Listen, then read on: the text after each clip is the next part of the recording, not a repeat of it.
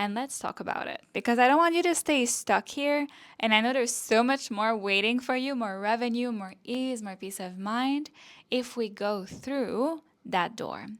And finally, understand how we can be a beginner, how we can stop being so hard on ourselves, how we can actually embrace the discomfort of not getting it the first time.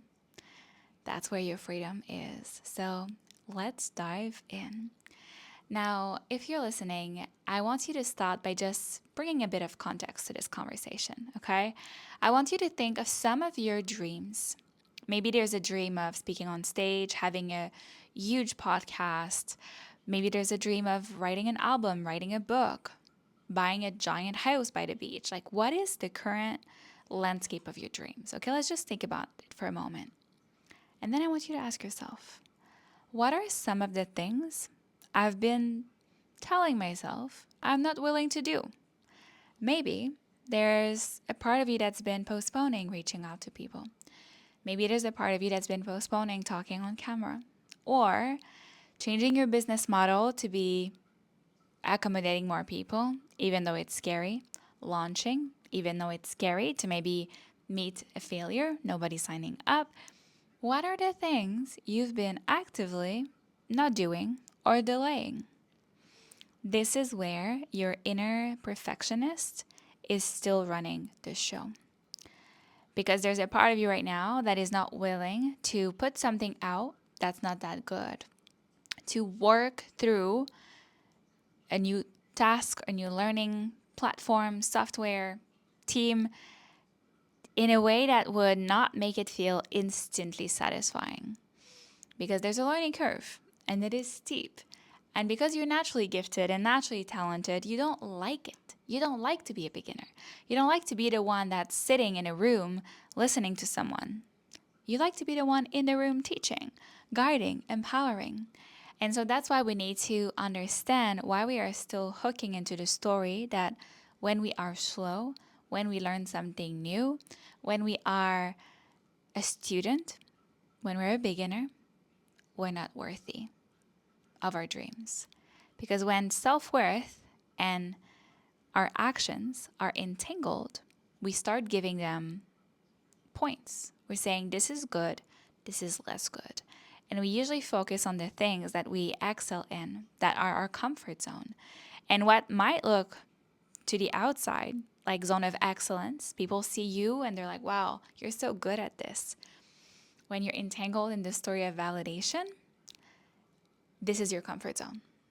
And everything outside of this, posting things that don't hit, running a program that doesn't sell, hiring someone that doesn't perform, like all of the things that are outside of this zone of genius, you're not getting that validation. You're not getting that dopamine. You're not getting that loop of reinforcing how good and talented and worthy you are. And so it makes you doubt yourself. It makes you feel, wait, what if I'm not good enough? What if I'm not worthy? What if I don't belong here? And now you start building a whole story around everything. And then you pull back. Oh, let's just do things the way we do them, right? This is such a common trap. And I want us to look at it today and find ways out of this perfectionist loop that is actually keeping you away from the version of you that has moved through this and is finally living their fully expressed, not only creative life, but dream day-to-day reality, okay? So think about your potential for a moment. Think about your potential 360, not just in your business, your body, your relationships, your space where you live, like all of the things that are in you. When you give yourself permission to listen to that voice that says, I want more. There is more here for me. I want more. You're allowed to want more. Even though your life is already good, you're allowed to want more. Even though your business is already good, you're allowed to want more. So what do you want more of? And now I want you to think of all the things that you want for a moment. Picture them if you're listening to this. What do you want? And then I want you to, with honesty, see what comes up when you ask yourself, what am I actively avoiding that I know would get me there? And I say actively avoiding because most of the time, these are things your intuition have been whispering to you to do for a while. These are things you've known. You're waking up and you know, maybe I should do this thing. Maybe I should focus on this. But you keep postponing it. You keep avoiding it. You keep telling yourself, oh, not yet. When it's really just the fear talking. The fear of not being instantly validated by this new move. The fear of not being instantly feeling the excitement and the joy of mastery. And actually having to feel the humble dissatisfaction and slowness and stickiness of being a beginner. Because it's not as satisfying sometimes, at least not instantly. Sometimes it's the slow path. It's the path of, I'm going to wait for my 2 marshmallows before I eat them so that I can have more reward, right? It's the path of dedication and persistence and devotion. And it might take a while. If you're bringing something new, it might take a while. I'm picking up a lot of new things in my life right now. I'm picking up advertising on ads, just creating ads. I know it, kind of. But I decided, no, let me be a total beginner and actually commit to becoming a master at it. So I'm setting myself a trajectory of months and months and months because I genuinely want to get extremely good at it. But right now, I'm not that good. And I need to be honest with myself, right? I'm not currently running it as someone that's been advertising for 20 years with $200 million budget, right? I'm not in that position. There are people way better than me. And so I need to sit down and tell myself, you know what? Let me be a student. Let me be someone that's a beginner at this. And let me be okay with it. Let me be okay with the overwhelm that comes up, with this feeling of defeat, with this feeling of it's never going to happen. All of those emotions that come up when we're meeting ourselves in our beginner, right? I'm starting to do pull-ups. My arms right now, they're spaghettis. They hurt so much today because yesterday I told myself, I want to do pull-ups now. I have had this story for too long that I can't, that I don't know how, that it's too hard. And I've been going to the gym because they built this new outdoor gym. And I told myself, you know what? Let me figure out if I can make a pull up until January. It's like a 5 month, probably not enough time, but just challenging myself, you know? But there was a very humbling moment of realizing I cannot do a pull up. I cannot do a negative pull up. So I cannot pull myself down, go low. And I barely can hold the bar just as a dead hang. So I'm starting from the smallest space you can start. Basically, I have zero skill, inexistent. And someone yesterday at the gym said, "Oh, I'm so sorry that it doesn't work." And I said, "No, it's fine. I'm a beginner. I'm embracing my beginner summer, my beginner mindset." It's very different to be in resistance and to be in acceptance of our state we're in. When we're resisting, we're saying, not yet. We're causing delay. We're trying to shortcut it. And that's what the biggest trap is, especially in business.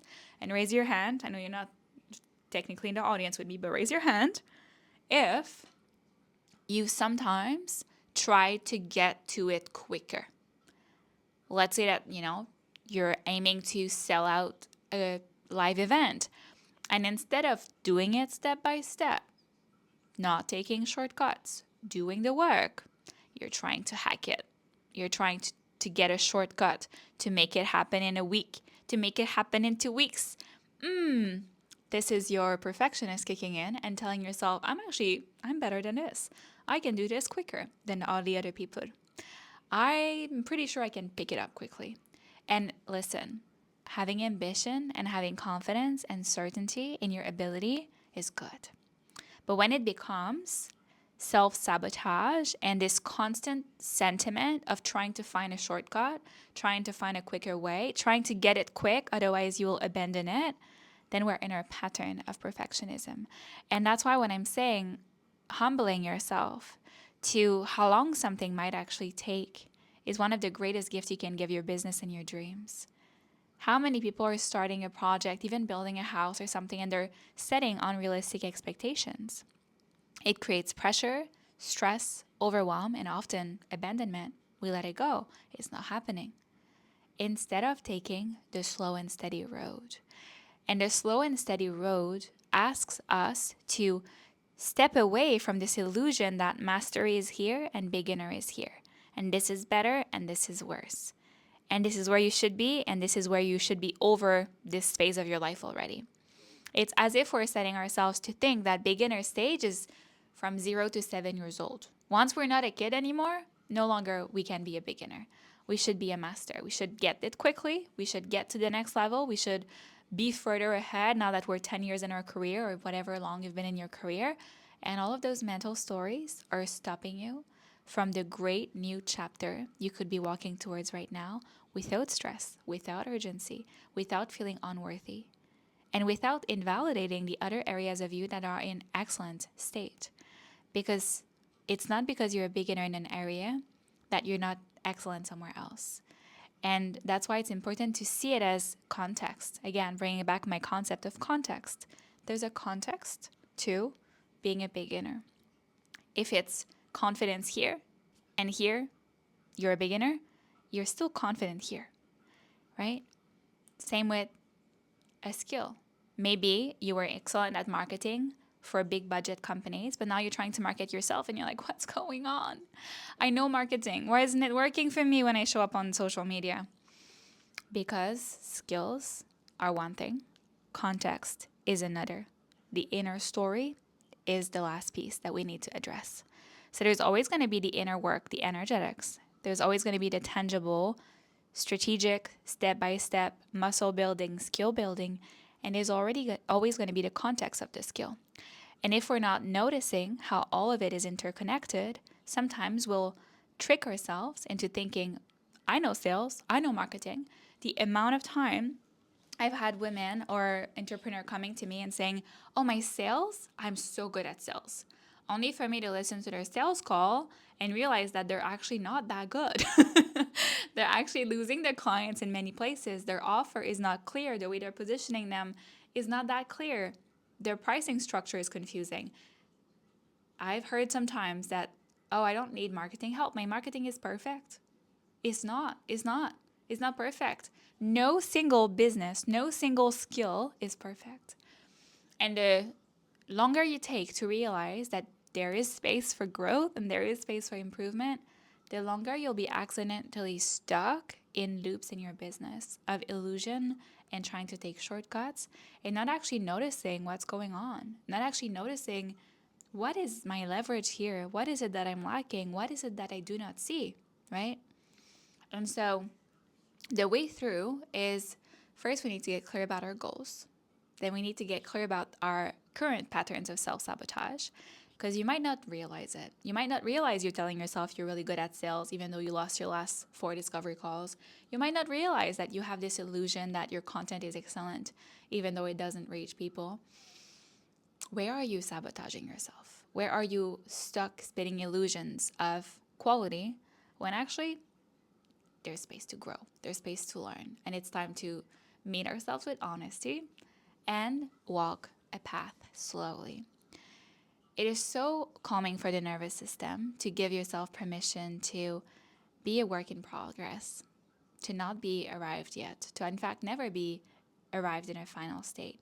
It takes away the pressure to have achieved success. And success is a separate topic because it's very big and large topic, but success is the same. How many people are thinking, I have reached success. Why don't I feel successful? Layers. Maybe you've achieved success in some areas of your life, but maybe the internal layer isn't there yet. Maybe the context isn't there yet.